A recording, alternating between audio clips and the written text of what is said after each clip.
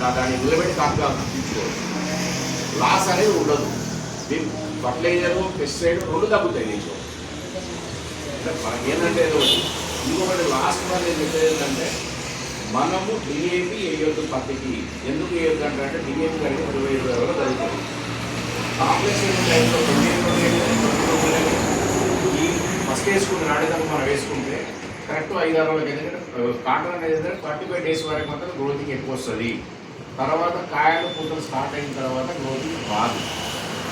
అనవసరంగా గ్రోతింగ్ అంటే ఎన్ని మందులు ట్రాక్టర్ మందులు తీసుకుని కూడా వేస్ట్. కాకపోతే ఏంటంటే డిఏ వచ్చిందంటే 10 గంటలు 20 గంటలు వేసుకుంటారు. అట్లాంటి వద్దు, ఎందుకంటే డబ్బులు వేస్ట్ ఉంది. నేను ఏమంటున్నానంటే బాగానే కానీ తీయవచ్చు, సపోర్ట్ కూడా ఉండవచ్చు. ఇంత చెప్పాల్సిన అవసరం లేదు. అవునా కదా?